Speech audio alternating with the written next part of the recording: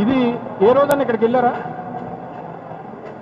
ఏ రోజన్నా వారు కానీ వారి మిత్రపక్షాలు కానీ పవన్ కళ్యాణ్ గారు కానీ లేదా వారి సహచరులు నాదెండ్ల మనోహర్ గారు కానీ నిన్న వెళ్ళి చేసినటువంటి ఫోటోషూట్లు లాగా ఒకసారి అమరావతిలో ఉన్నటువంటి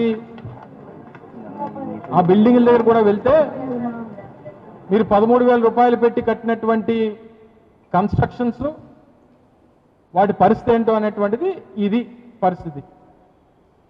మరి మీరు రోజు రిషికొండ ప్యాలెస్ అని చెప్పి తప్పుడు ఈరోజు వారి పత్రికల్లో కూడా, ఇది ఆంధ్రజ్యోతి పత్రిక, దీని మీద శీతాకాలంలోగా వినియోగంలోకి రిషికొండ ప్యాలెస్, ఇది ఒకటి. ఎలాగా ఎక్కడికక్కడ ప్రతి సందర్భంలో కూడా వాళ్ళు దీన్ని ప్యాలెస్ అని, జగన్మోహన్ రెడ్డి గారి ఇల్లు అని వారు ఇచ్చినటువంటి వారి పత్రికల్లో, వారి గెజిటెడ్ పేపర్లో వచ్చినటువంటి వార్తలు. ఒకసారి వారు నిన్న పవన్ కళ్యాణ్ గారు, మనోహర్ గారు అలాగే వీళ్ళందరూ కలిసి విజిట్ చేసిన తర్వాత నిన్న సాయంత్రం ఒక జీవో ఇచ్చారు రాష్ట్ర ప్రభుత్వం. రిషికొండ మీద ఉన్నటువంటి నిర్మాణాలని ఏ రకంగా వినియోగించుకోవాలి అనే దాని మీద ముగ్గురు మంత్రుల తాలూకా ఉపసంఘాన్ని నియమిస్తూ ఒక జీవోని ఇచ్చారు. చూపించమ్మా జీవో కిందగా. ఇది నిన్న రాష్ట్ర ప్రభుత్వం ఇచ్చినటువంటి జీవో, చదవండి క్లియర్గా.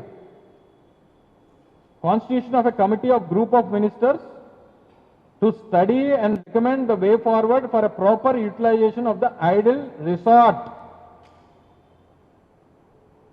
Utilization of the idle resort at Rishikonda. ఏ రాయాల్సింది కదా జగన్మోహన్ రెడ్డి గారి ప్యాలెస్ అని, రిషికొండ ప్యాలెస్ అని రాయాల్సింది కదా, జగన్మోహన్ రెడ్డి గారి ఇల్లు అని రాయాల్సింది కదా,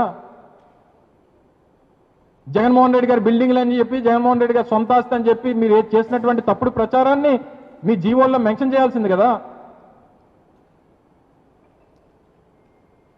మరి జీవోలో రిసార్ట్ అనేది ఎందుకు మెన్షన్ చేశారు?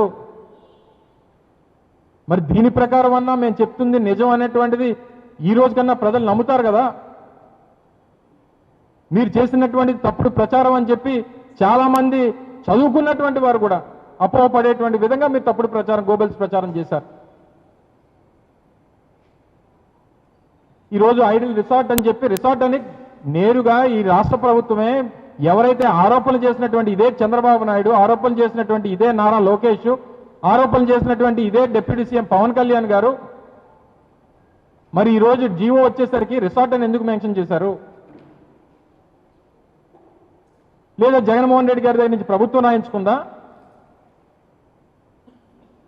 లేకపోతే జగన్మోహన్ రెడ్డి గారి ఆస్తి బదలాయింపు ఏమైనా ప్రభుత్వం చేసుకుందా? కేవలం జగన్మోహన్ రెడ్డి గారి తాలూకా క్యారెక్టర్ అసాసినేట్ చేయడానికి, ఆయన మీద తప్పుడు ప్రచారం చేయడానికి మీరు దాన్ని వాడుకునేటువంటి ప్రయత్నం చేశారు. ఇదంతా కూడా దేనికి? స్టీల్ ప్లాంట్ ప్రైవేటైజేషన్ మీద ప్రజల్లో వస్తున్నటువంటి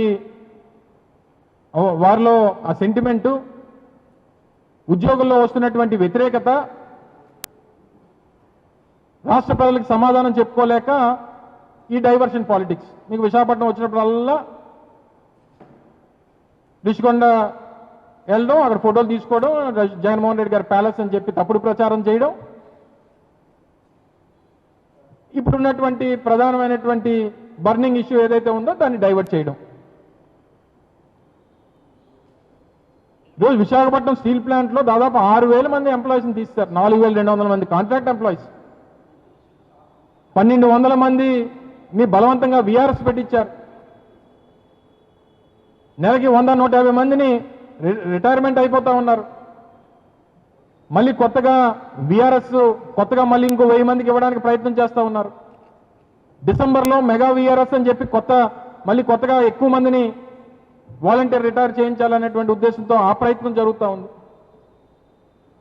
32 డిపార్ట్మెంట్లని ఎక్స్ప్రెషన్ ఆఫ్ ఇంట్రెస్ట్ పిలిచి ప్రైవేటైజ్ చేసేటువంటి కార్యక్రమం జరుగుతూ ఉంది. నిన్నటికి నిన్న ఎవరైతే దీంట్లో మేము ఇంట్రెస్ట్ చూపిస్తా ఉన్నాం, మేము ఈ టెండర్స్లో పార్టిసిపేట్ చేస్తాం అనుకున్నటువంటి వారిని నిన్న స్టీల్ ప్లాంట్లో ఆయా విభాగాల్లో పోలీస్ ఎస్కాట్ పెట్టి అన్ని విభాగాలు తిప్పారు నేను స్టీల్ ప్లాంట్లో. కార్మికులు ఎవరన్నా దీని గురించి మాట్లాడితేనేమో వాళ్ళ మీద షోకాజ్ నోటీసులు ఇవ్వడం, సస్పెండ్ చేయడం, ఇబ్బంది పెట్టడం. నిన్న పోరాట కమిటీ ఒక ర్యాలీకి పిలుపునిస్తే మీకు పర్మిషన్ లేదని చెప్పి అడ్డగించేటువంటి కార్యక్రమం రాష్ట్ర పోలీసు డిపార్ట్మెంట్ వాళ్ళని అడ్డగించేటువంటి కార్యక్రమం చేసింది. మరి స్టీల్ ప్లాంట్ మీద నిన్న చంద్రబాబు నాయుడు గారు ఏమైనా మాట్లాడారా? షాడో సీఎం లోకేష్ ఏమైనా మాట్లాడా? ఇక ఉప ముఖ్యమంత్రి గారు అయితే ఆయన ఏవో సూక్తులు చెప్తాడు పాపం. ఆయన మీకేమైనా తెలుసా? ఢిల్లీలో వెళ్తే ఎలా మాట్లాడాలో తెలుసా? ఢిల్లీలో అన్ని లాజిక్లు మాట్లాడతారు, ఆ లాజిక్కి మన దగ్గర సమాధానాలు ఉంటాయా అని చెప్పి ఆయన మాట్లాడతాడు. ఒకసారి వాళ్ళు ఏం మాట్లాడారో ఎలక్షన్స్ ముందు ఒకసారి చూద్దామా? ఒకసారి చంద్రబాబు నాయుడు గారు గొంతించుకొని ఏ రకంగా అరిచాడో ఆ స్టీల్ ప్లాంట్కి వచ్చినప్పుడు ఒక్కసారి చూడండి.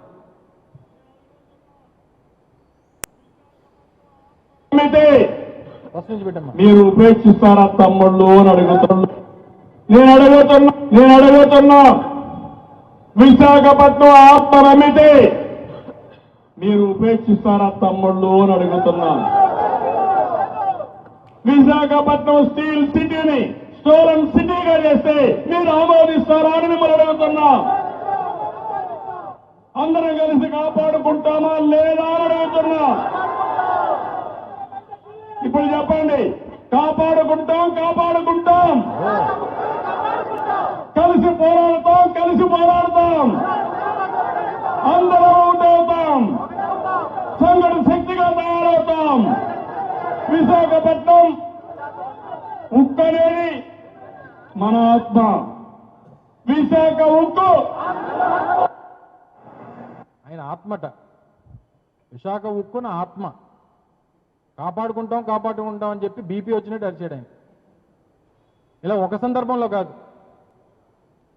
ఎన్నికల ముందు 2021 నుంచి 2024 ఎన్నికల వరకు అనేక సందర్భాల్లో టెంట్ల దగ్గర ఒకసారి లేదా విశాఖపట్నంలో అనేక కార్యక్రమాల్లో పార్టిసిపేట్ చేసినప్పుడు అనేక సందర్భాల్లో ఈ రకంగానే గొంచుకున్నాడు ఆయన. మరి విశాఖపట్నం ఉక్కుని అమ్మేస్తే ఊరుకుంటామని మరి ఏం చేస్తున్నావు నువ్వు? ఇప్పుడు మీరు ఏం చేస్తున్నారు?